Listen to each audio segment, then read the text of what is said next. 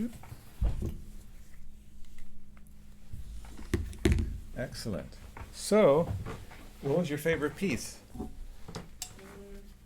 I actually really liked yours.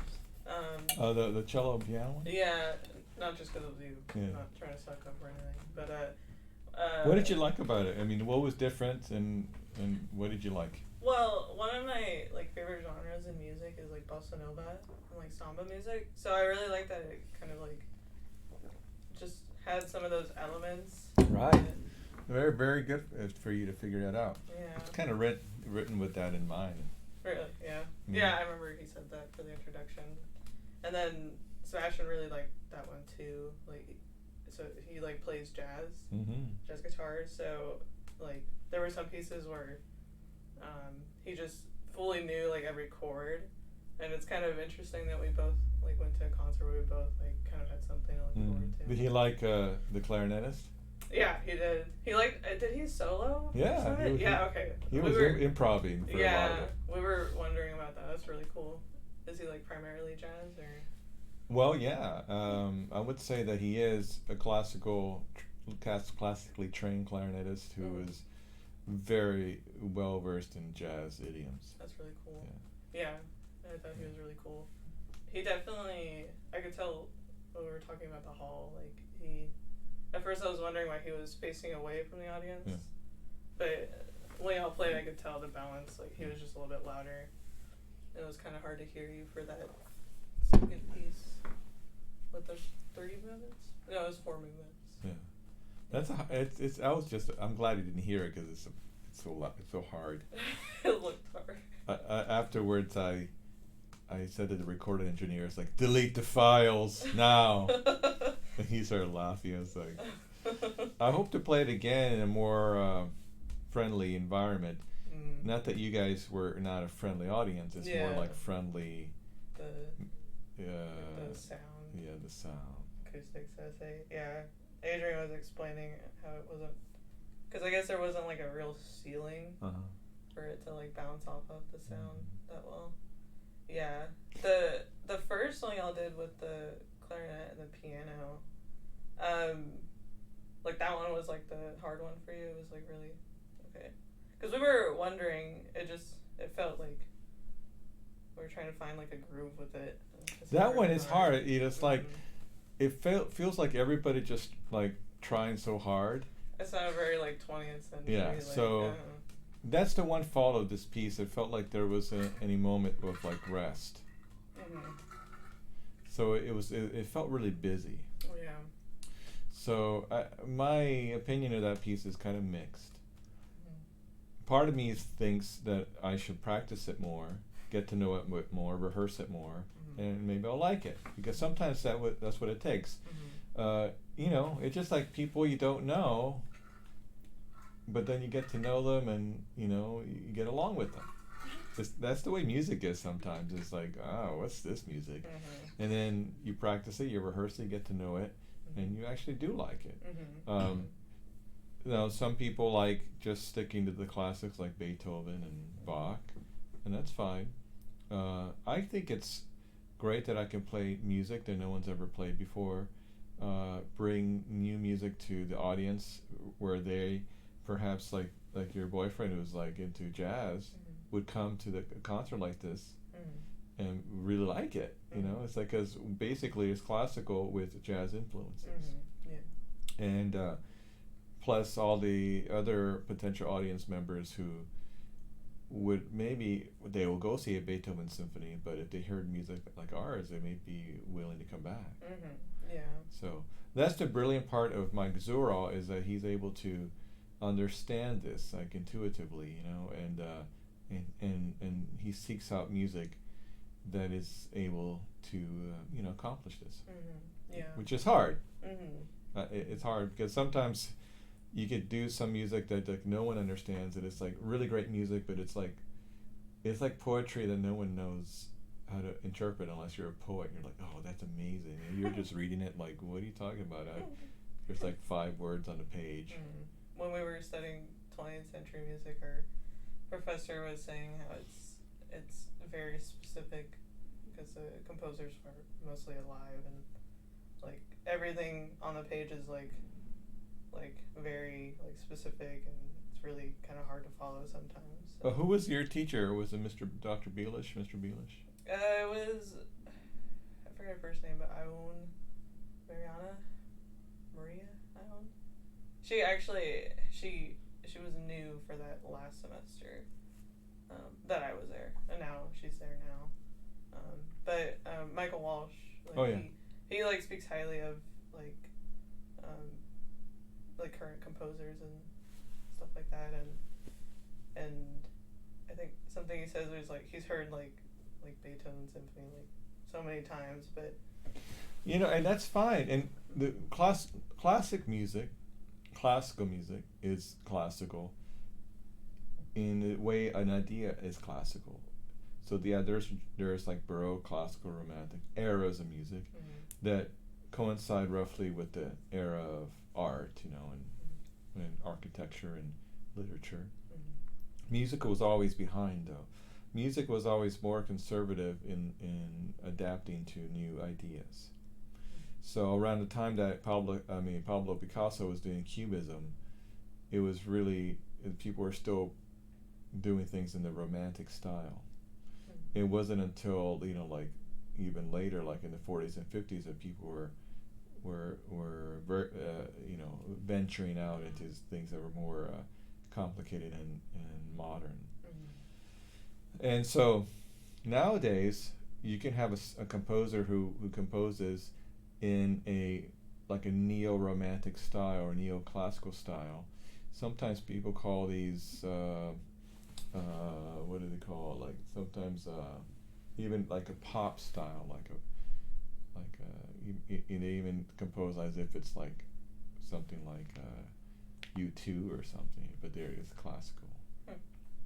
So indie, it's more like independent composers, like indie classical they call it sometimes. Interesting.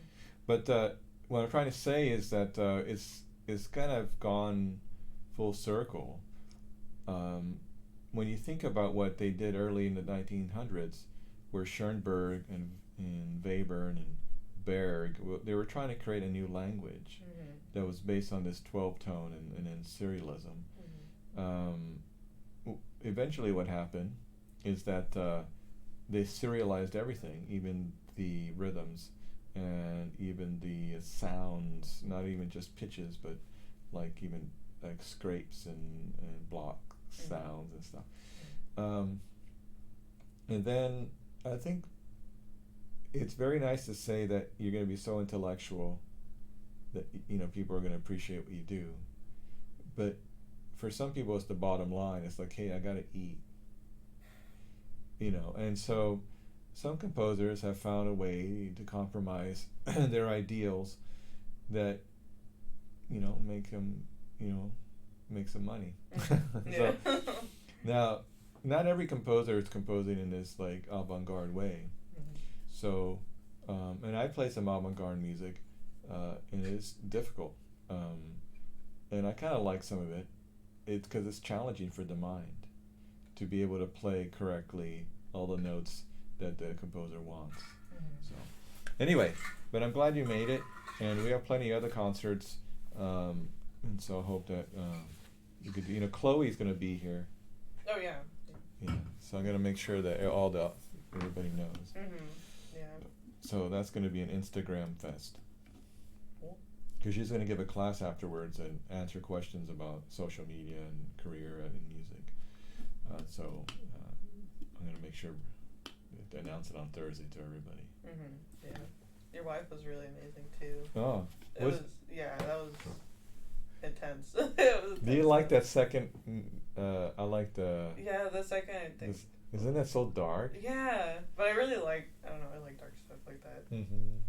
Like, yeah, I think that was like my friend's favorite too. What she mentioned was that she really felt close to the poetry because it felt like she could relate to her, like as a woman. That was really interesting. And like she was saying in that piece, and it's like she's a poet, and no matter how much she writes, she still can't be happy. People can sing. They say like to sing and you'll be happier, but I'm not happy. That's basically what she's saying in that one, which is like pretty dark.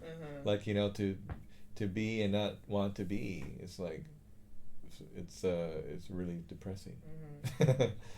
And then Death and I, we sleep together. You know, it's like that's basically what she was saying, which is really dark. And the last one was very ironic. It's like kind of making fun of herself. You know, it was a slave, a daughter of a slave, or you know, and I think the composer did a great job of the sounds. In that. Well, I'm glad that you can go there. Why don't we? You already tuned up? I tuned up the partiture, but okay. So play from. This week we're really like last week we're focusing on our string crossing exercise, and so let's start with that. okay. So the string crossing exercise.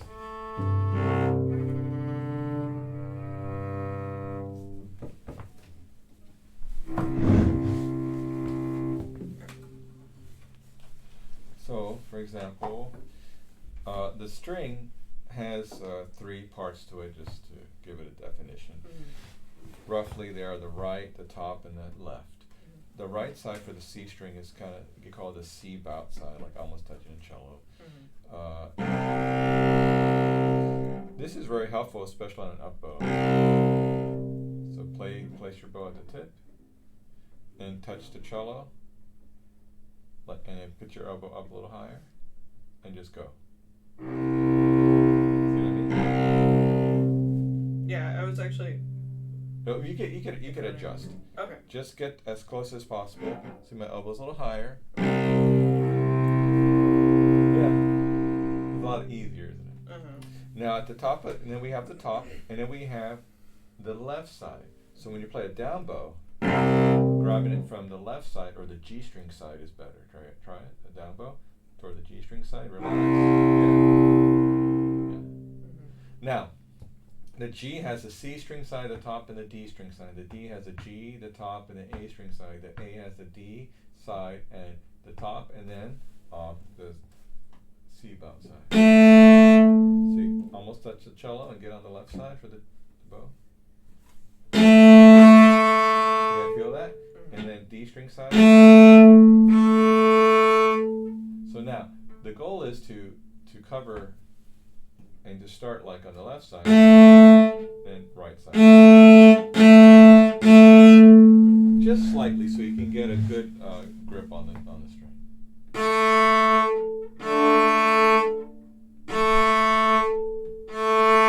Yeah, maybe you're going too far.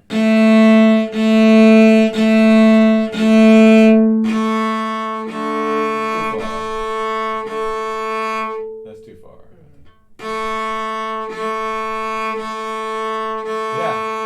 Feel the difference? Now, also the string exercise, crossing exercise we're doing is like this.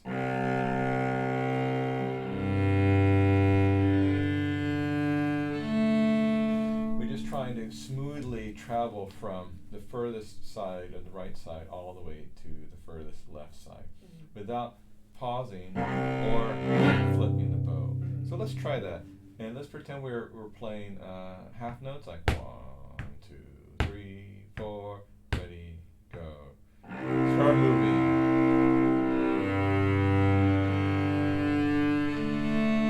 So as we travel to the A string, we're going up, but also forward. Ready, go. Up and forward. And up, and down, back and down. Keep going, all the way to the frog. And frog. All the way to the tip. Up bow. And all the way to the frog.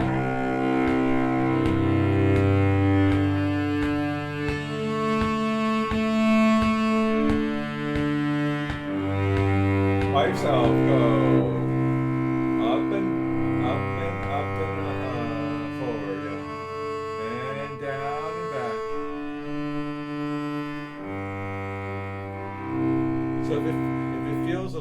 strings at the tip, then that's where you could start tweaking it, start changing how you sit. Maybe you need to be more this way, right? So that just a little bit. Remember not to twist your back, but to change your position. Try it. Ready, go. You're spending too much bow on the C string.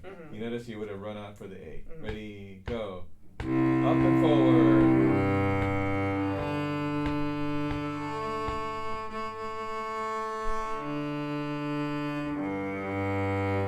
What do you think? That better or worse? Better. Better. So now, let's try that up bow. Start up bow and do the same thing, except now we're traveling the opposite way. Go. Up and forward. Up and forward. Almost touch the cello and down and back. And up and forward.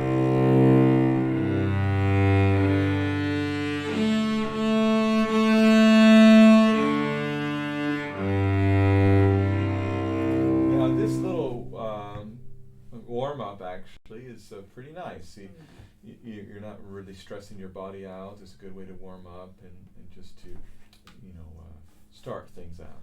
Later on, we're going to learn some more bowing exercises on open strings, which could lead us to about like 10 minutes of practice just on open strings, 8 to 10 minutes. A lot of students have been commenting on like they feel lost when they're practicing. So really focus on one thing. Like maybe that could be detrimental too, because maybe you spend too much time on one thing. But keep it like in terms of minutes. Like, okay, for the next 10 minutes, I'm just going to work on these open strings, for example. For 30 minutes, I'm going to work on scales, and I'm going to be specific. I'm going to work on this one and that one, like say E flat and G minor. And then you're going to play all the way up to like 4 slurred, but I'm going to play them really, really in tune. And if I feel good, I'm going to go up a little bit faster with the metronome, etc. With the metronome, with the drone, whatever. Like you have to be specific what you're going to do and how many minutes you're spending time on it. Yeah. What happens is that people just are random and they're trying to do everything, and then now it's 2 hours later. It's like you don't feel like you did anything. Yeah, that was me at the beginning of the week last week. Yeah. So be very specific. Even write it down to day to day. So, for example, today will be a good day to write down short-term goals for the end of the week. I say, by the end of the week, I want to have this done. And then every day you build it up. I mean, this is what a teacher does for their classroom. And they have it by, once they do it, then they can do it every year, practically the same. Of course, tweaking it here and there as they need to. But I would say it's a good idea for you to do the same. Because I started doing that like when I realized it wasn't working. Like I was either focusing too much on something or too much on everything. Yeah. But if you write it down, then you can say, okay, so just say get really like obsessive about it, and you're like, okay, 10 minutes is done. I gotta move on. And I would encourage you to put timers on. Okay, 10-minute timer, go, and then work on it and really be focused on it. And once it's over, if you really feel you need 10 more minutes, you could do that. But at least you said, okay, I've done that. I gotta move on. I'll do it tomorrow. You can have a little notebook and just write some notes in there about how you can improve it tomorrow, and then do it again.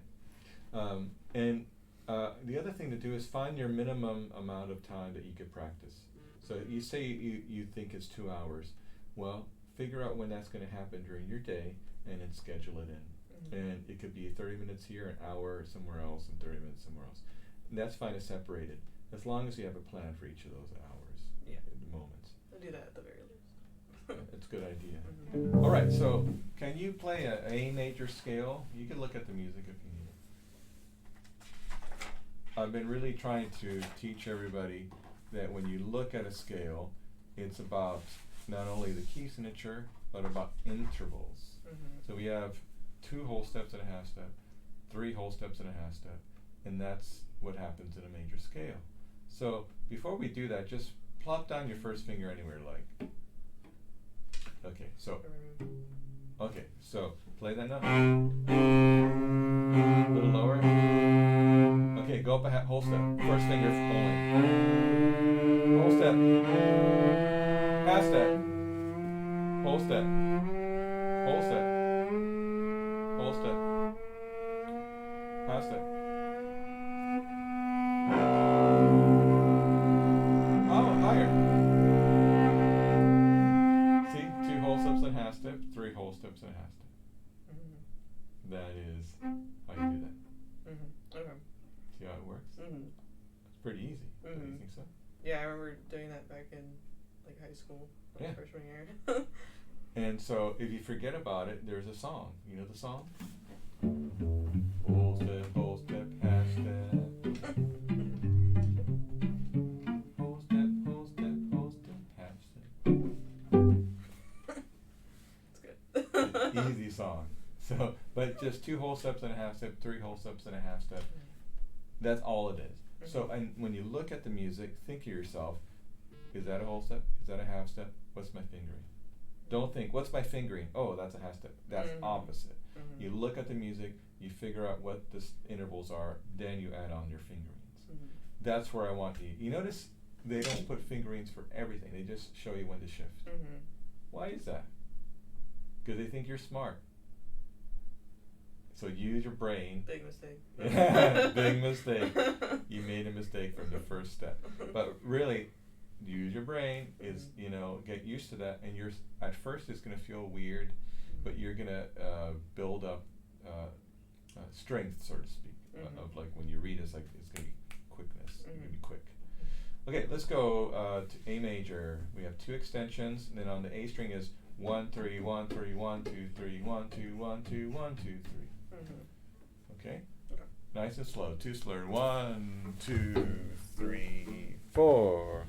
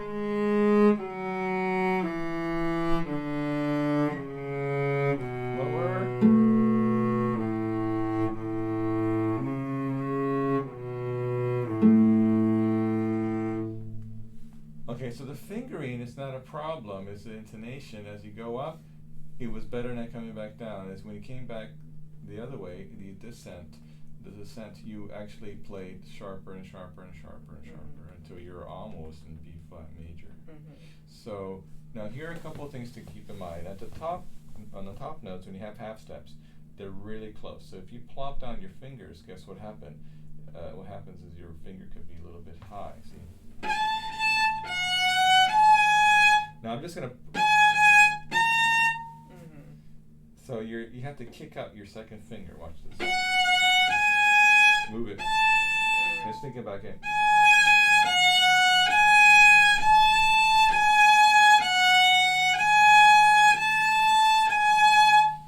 Try the top F sharp. Find that top A. Higher. More. So flat. So find F sharp. 1. Higher. So play 1 and 2. Now get your second finger out of the way. Yeah. Now kick it back in. Yeah. Okay, so stay right there. Let's play a really sad version of Hot Cross Buns. Ready?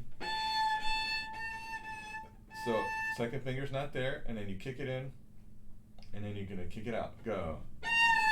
Sorry, ready, go.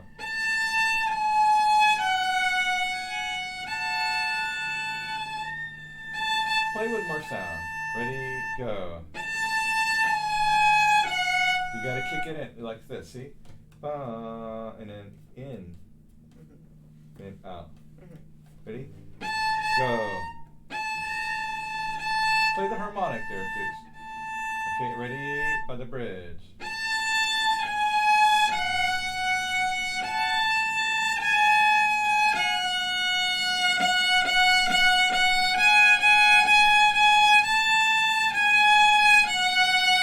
Again, now that you know where you are, go.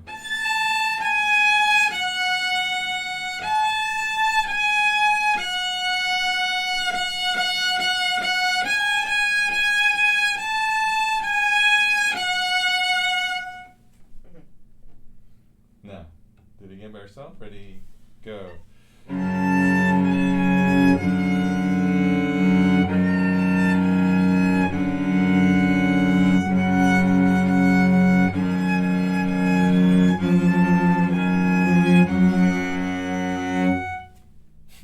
So sad. So sad. So what you want is the little technique I'm teaching you now is a way of hot cross buns.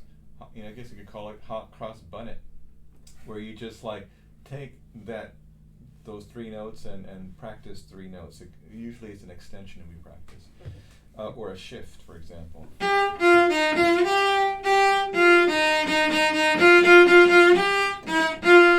You can practice shifting in and out from there, or just practice extensions for beginners.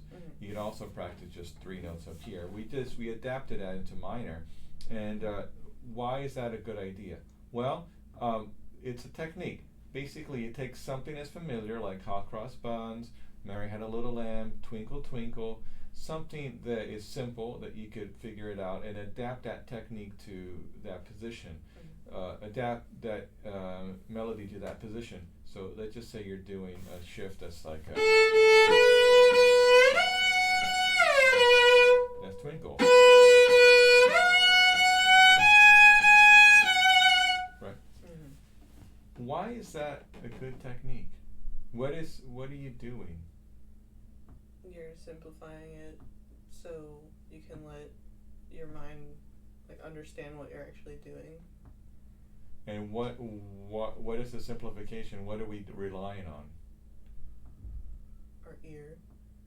And what we're doing is relying on something that we already know, that is in your ear, right? Like in your ear, and that leads you to cover the intervals much better. It's easier. Okay, moving on. Let's go back and let's play this scale again. This time I'm going to play an A as a drone. 1, 2, ready, go. Okay,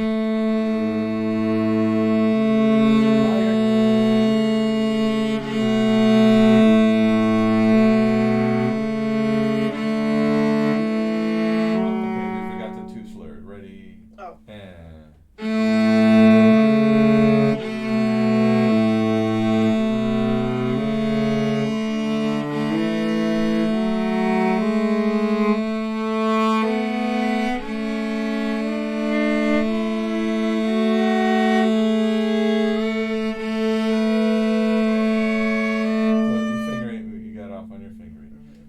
That when you shift to the 3rd position already, you were sharp. But I want to work on your bow hole here for a second. Yeah, so what's happening is that you're worried about left hand and then you forget about the right hand. Generally, you're kind of scrunching up your fingers up here. Try to keep your middle finger and thumb related here, close to there. Ready? Let's start again. Ready? Start with 3rd finger on the A string. Okay, and you're going to play down bow, 2 slurs from there, go. No, 2 slurs from there, go.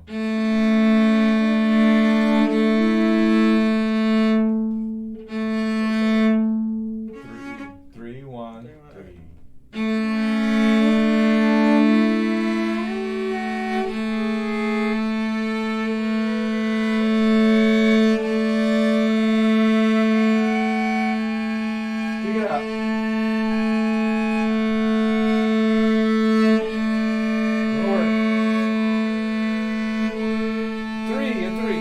Thumb behind. Go on. Too sharp. Keep going.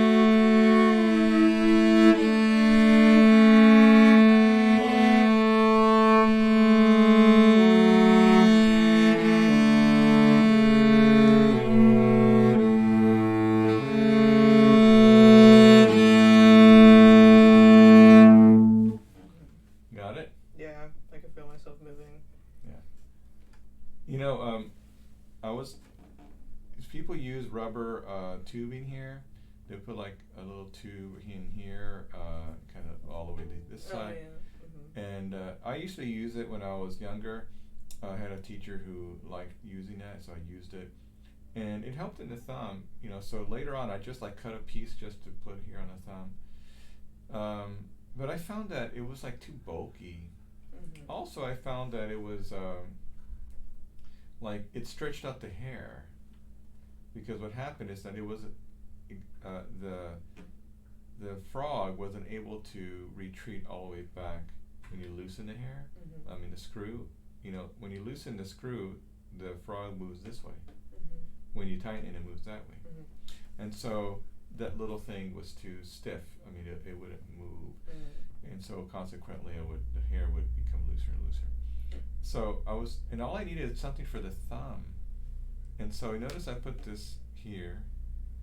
I took the frog out and I put it like inside the frog. And I want you to try it.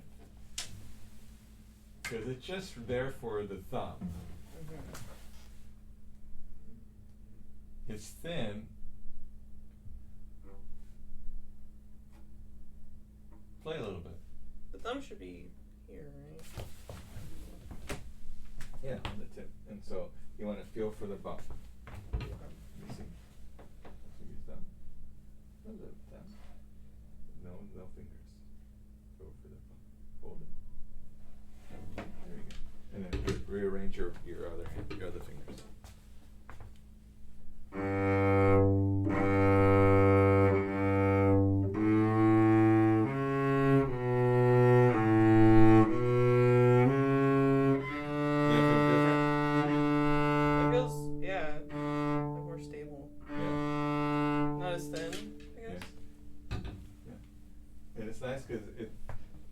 Push against it, and it feels like it has a little give, you know, the way like one of those cool like dance floors has like a little cushion, you know. Yeah, we went rock climbing this weekend. They have like the bouncy floors. Right, exactly, on the bottom.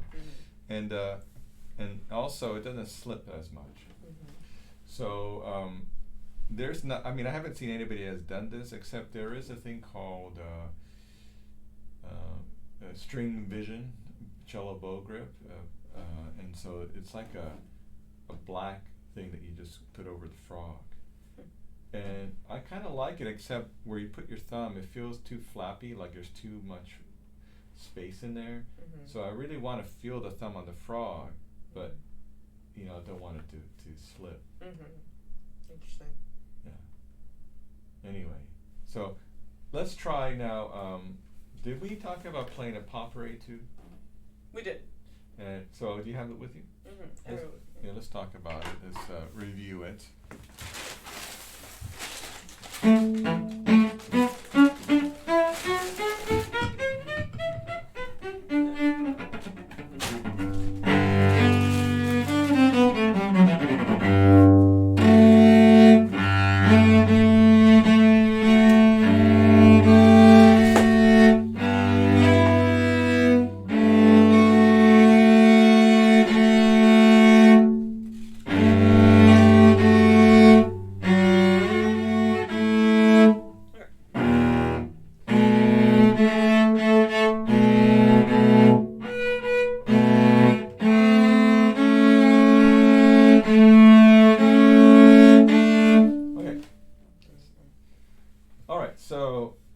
First of all, how many etudes of Popper did you play? Did you ever study them before? I've not really in high school too much. I mean, I'm pretty sure maybe. It's like in high school it was like just play this, but they didn't really like say what exactly what it was. Mm-hmm. And then I'm pretty sure I started learning one in back at Lone Star, but it's never really been like, how do you say, like in my repertoire since now. Yeah. Now, did we talk about number 11?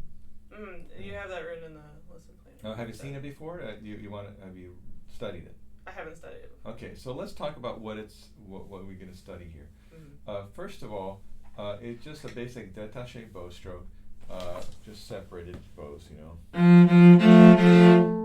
Don't worry about bouncing it. Mm-hmm. Just a good articulation, you know. As it goes faster, right? Just getting a basic sound. Mm-hmm. Later on, we could get fancy and see if we could play more legato or more off the string, Mm-hmm. but just having a basic sound. Mm-hmm. What does that mean? Well, when you're practicing it, I want you to feel like every note. Professor Dunham, who's a bass professor here, Mm-hmm. she talks about waiting for the weight. So, you want to play in the middle of the bow, and as you put your bow down on the string, you want to wait for the weight, meaning make sure your weight is in there, and you can wiggle the string right and left. Next one. Sorry.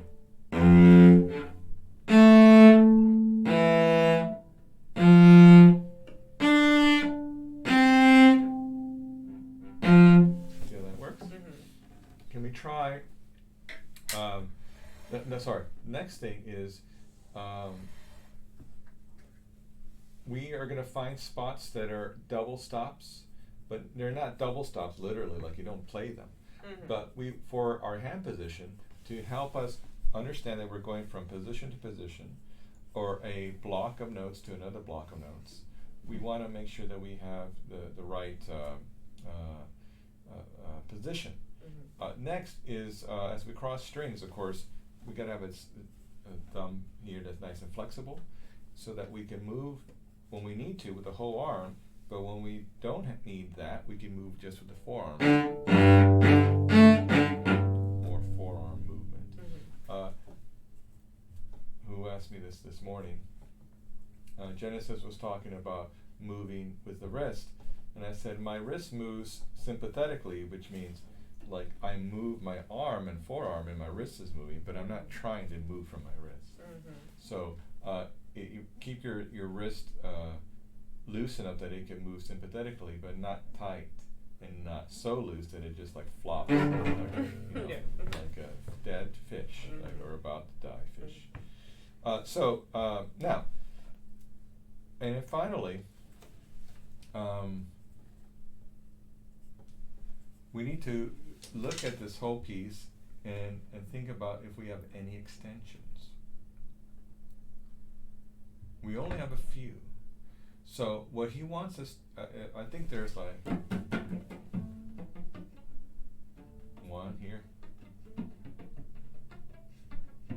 here, there. So there's a few.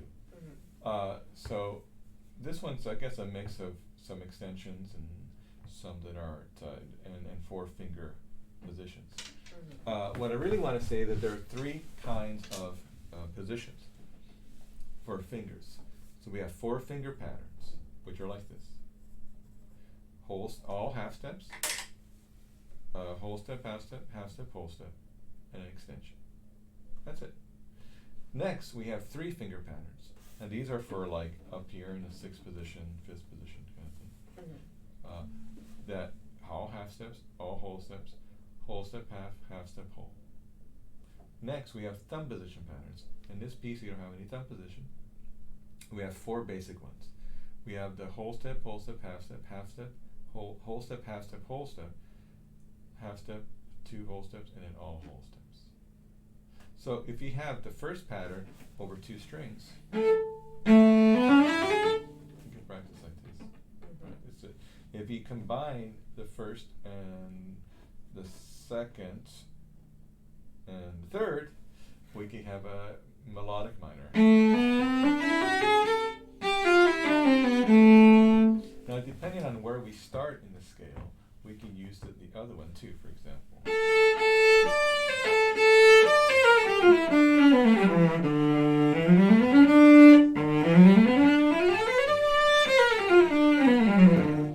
Depending on where you start in the scale, Mm-hmm. you can use the different patterns.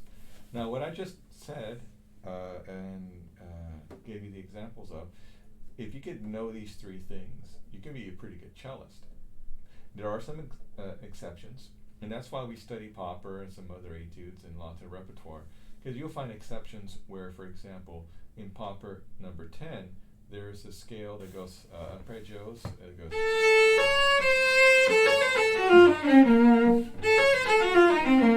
So that is a half step, whole step, half step. So it's a little bit smaller than the normal position and tone position. I guess you could call that number 5. I don't know officially if that's what it's called. But there you go. It's just an anomaly. So you just learn it when you figure out when it comes out in your music. So basically, it's easy to figure out if you learn all these things. It'll come to you. It's like, oh, that's a weird one, but okay. You just add it to your knowledge of things you know. Anyway, so this is popular number 11. To learn how to shift around, block to block, position to position. Learn that in one position you can have many notes going across, right? And know exactly where you are, because if you don't know where you are, you may not get those notes. Yeah. Next is how do you practice it? Well, let's just say some basic details, like if you know what your final tempo is, then you can have some real numbers, meaning let's just say what is that tempo? Let's see. How about, what does it say there? Moderato. So moderato is like 80-ish or something, right?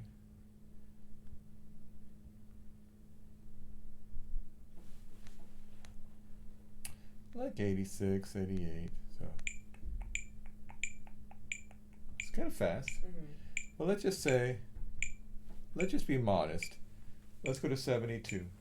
So if you're playing 72 as the final BPM, if you start off at 36, that's half, right? So you know you're at 50%. And so maybe by the end of the first week, you have all the notes and you tell yourself, you know, I'm at I'm halfway there. So now you have a way to track yourself. So if you go to, what's 3/4 of 76? Do you know? No.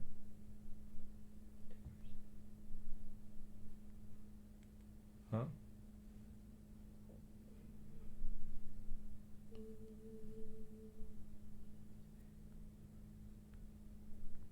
Like 50 something.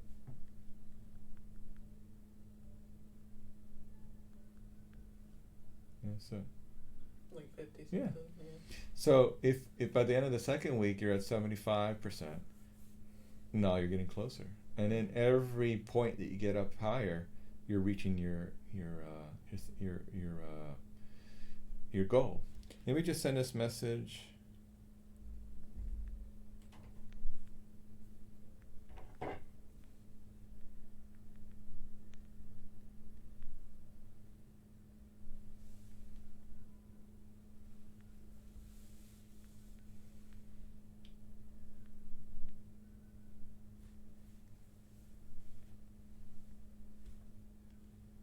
Okay, sorry, my daughter sent me a message.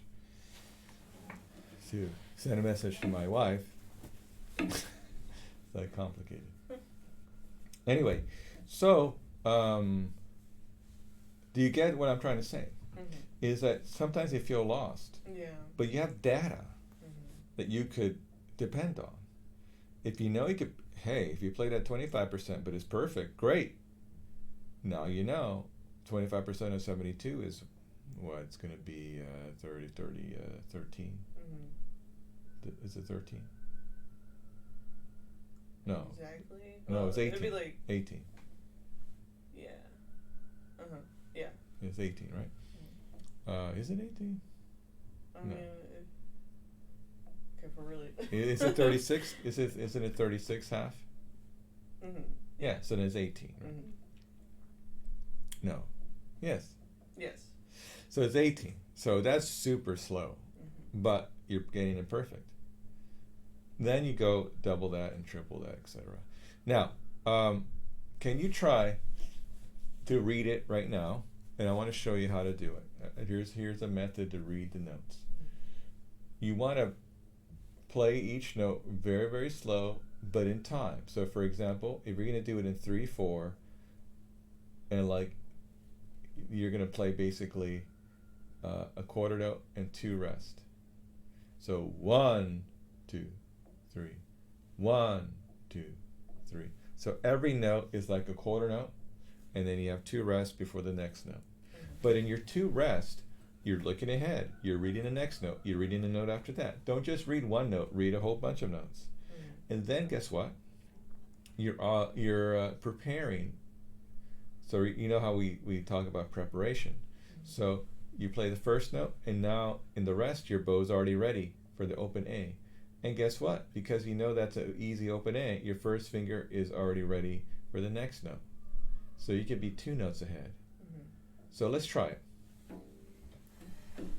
The goal is to play and read without stopping in the following tempo. 1, 2, go.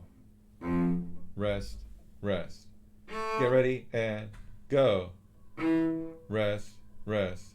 Finger, put it down and rest, go. Rest, go. Quicker with your fingers. Fingers always before the bow. Ready, go. Put your finger down, that's right. Finger up, too late. Open D. Extend, it's too late. See? Okay. You know, it's like you could see an accident, like when there's someone in an ice storm, or like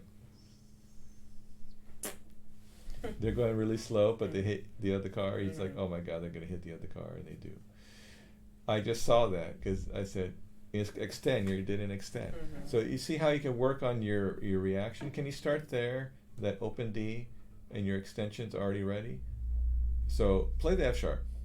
Play G natural. Play G natural.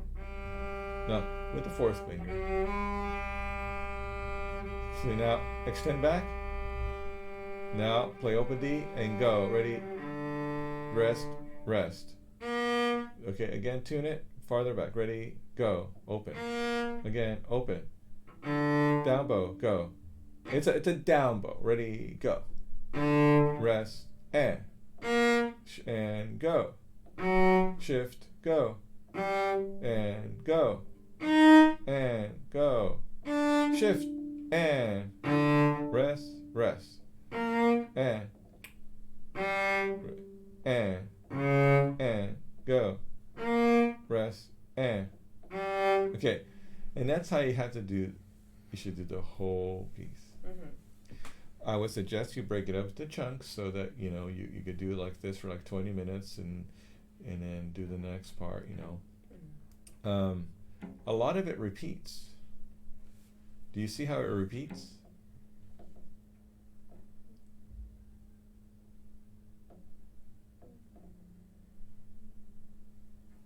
It seems like a sequence, at least for the beginning.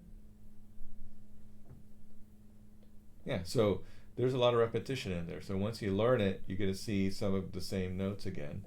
And you could do it again, of course, but you'll realize that you're repeating some of the parts. So that's how you do the whole thing. Can you try... Oh, we only have a few minutes.